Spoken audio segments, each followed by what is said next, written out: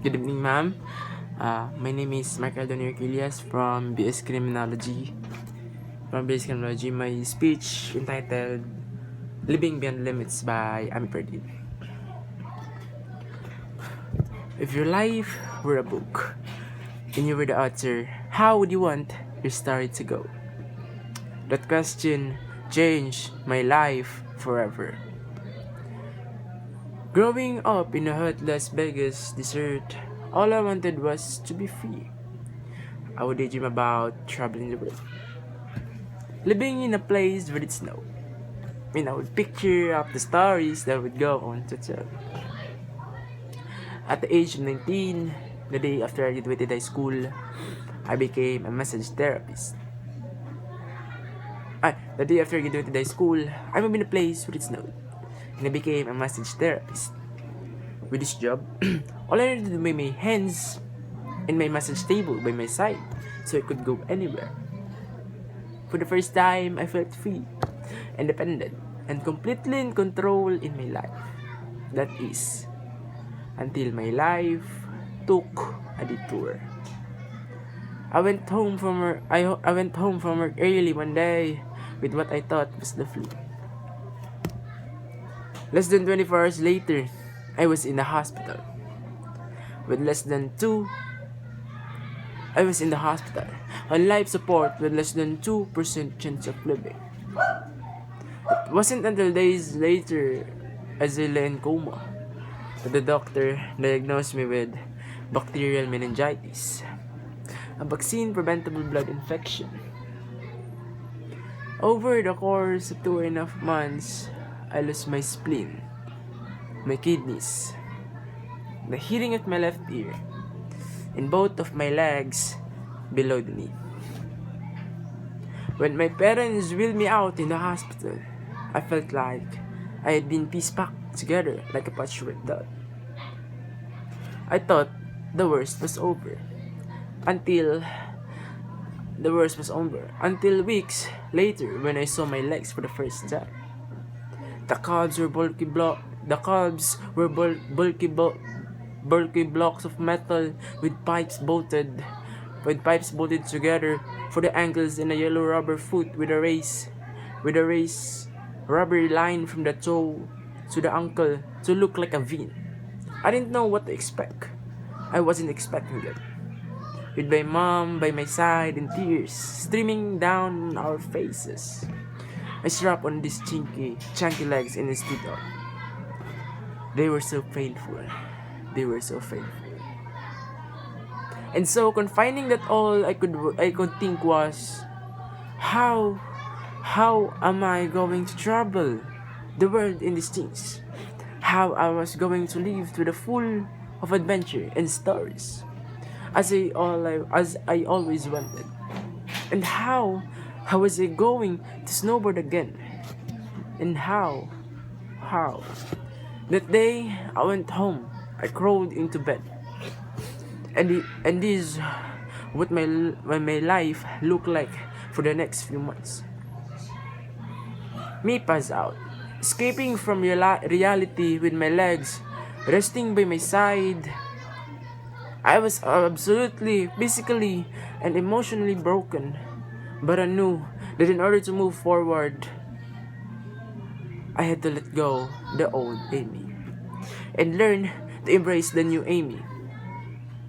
And that is when it dawned me that I didn't have to be 5 foot anymore. I could be tall as I wanted, or as short as I wanted, depending on who I was dating. Then it was I was dating. And if I snowboarded again, my feet aren't going too cold. And best of all, I thought I can make my feet to the size of all the shoes on the track that are on the rack. And I did. So there were benefits here. It was the moment that I asked myself that life-defining question. If my life were a book and I were the author, how would I want the story to go? And I began to daydream. And I daydream like I did I did as a little girl, and imagine myself walking gracefully, helping other people, helping other people through my journey in snowboarding again. And I didn't just see myself carving down a mountain of powder. I could I could actually feel it could. I could feel the wind against my face and the beat of my racing heart as if it were happening.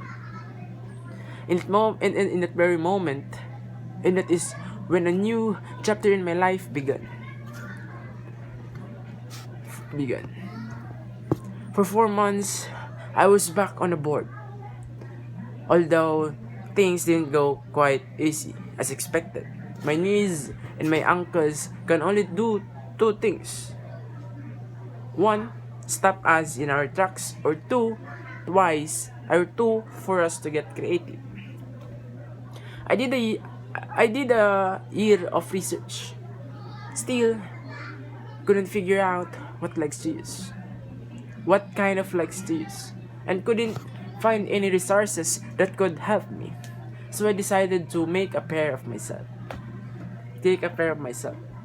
my leg maker, and I put random parts together, and we made a pair of feet that I could snowboard in. As you can see, rusted bolts, rubber, wood, and neon pink duct tape, and yes, I can change my toenail polish. It was these legs, in the best 21st birthday gift I could ever receive. A new kidney from my dad that allowed me to follow my dreams again. I started snowboarding. Then I went back to work. Then went back to school.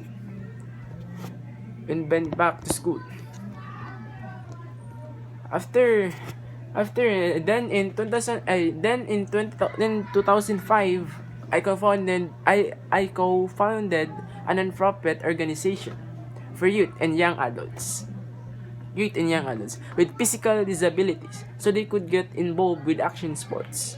From there, I had the opportunity to go to South Africa, where I helped to put shoes on thousands of children's feet so they could attend school. And just this past February, I won two medals.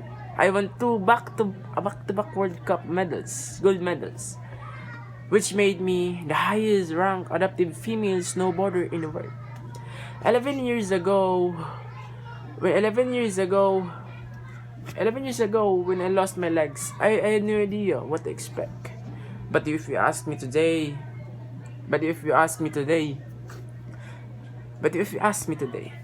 if I would ever change my situation, I would have said no. Because my legs haven't disabled me. If anything enabled me, they have forced me to rely on my imagination and to believe in the possibilities. And that's why I believe that our imaginations can be used as tools for breaking through borders. Because in our minds, we can do anything and we can be anything. It's believing in those dreams and facing our fears head on that allows us to live our lives beyond our limits. And although today is our innovation without borders, I have to say that in my life, innovation has only been possible because of my borders.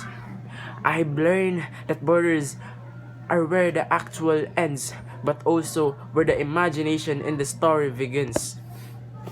So the thought that I would like to challenge you with today is that maybe instead of looking at our challenges in life and our limitations as something negative or bad, we can begin to look them as blessings. Make that positive, magnificent gifts that can be used to ignite our imaginations and help us to go further that we ever knew could go. It's not our breaking down borders.